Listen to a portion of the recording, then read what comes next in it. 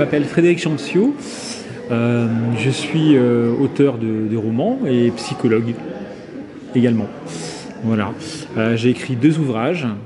Le premier sur la pathologie Alzheimer, qui est fait suite justement à mon métier.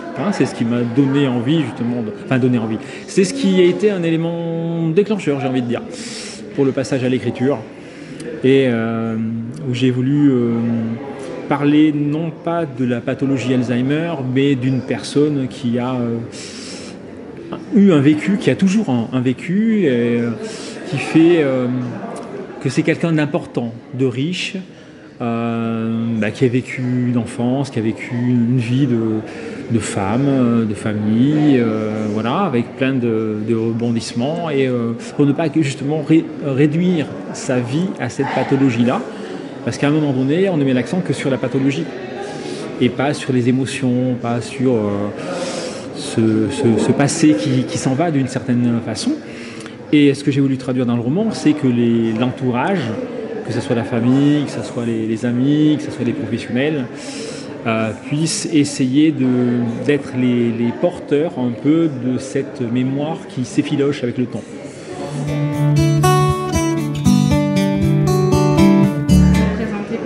Alors, les livres, il y a 2 romans pour l'instant que j'ai écrits, donc le script de l'amnésia, qui concerne la pathologie Alzheimer, et le second, Éviction intime, qui est plus un roman noir et qui concerne l'enlèvement d'un enfant, parce qu'en fait, la plupart du temps, quand il y a des enlèvements d'enfants, alors que ce soit par des réseaux pédocriminels ou pas, mais moi j'ai voulu mettre en avant ces réseaux-là.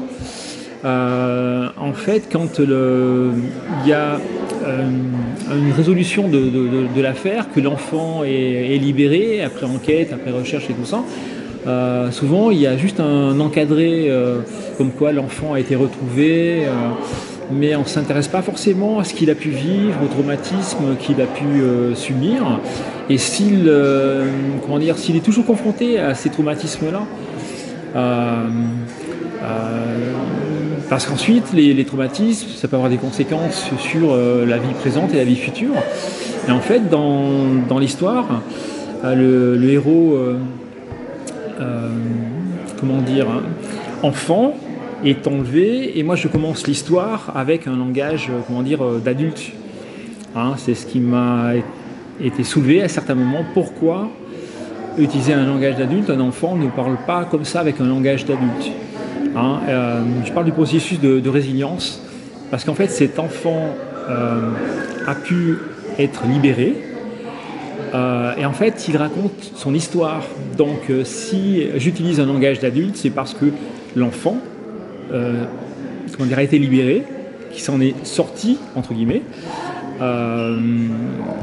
et donc il raconte son histoire, mais qu'il raconte son histoire à sa compagne, parce qu'à un moment donné, il est silencieux, elle ne comprend pas toujours pourquoi il présente des silences, et en fait son passé est douloureux et traumatique, et il est contraint entre guillemets par amour, à s'autoriser à revisiter son passé et cet enlèvement pour pouvoir vivre le présent et envisager un avenir. Mais son histoire n'est pas terminée pour autant, parce que comme il a été enlevé par un réseau pédocriminel, en fait le réseau est toujours là d'une certaine façon, il est toujours à l'affût, il est toujours présent, il montre qu'il est présent de façon diverses et variées, un courrier, et il faut au héros affronter cette réalité-là également en tant qu'adulte, pour mettre un terme à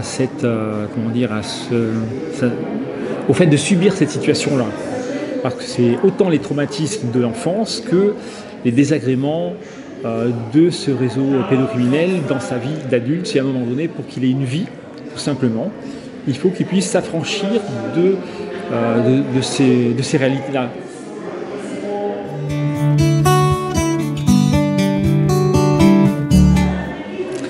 Alors le salon de Sète est très riche en rencontres. C'est aussi pour ça que je participe au salon.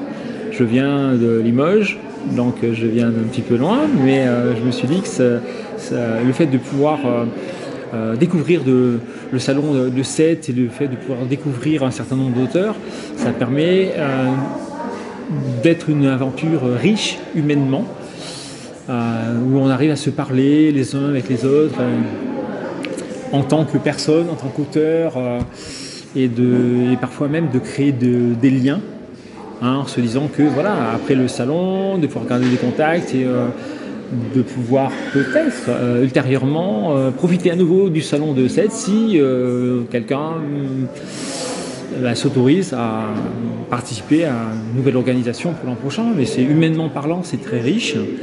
Et moi, c'est ce qui me touche et c'est ce qui est bien, c'est ce qui est génial, quoi. Et donc merci à vous et à tout le monde. C'est un plaisir.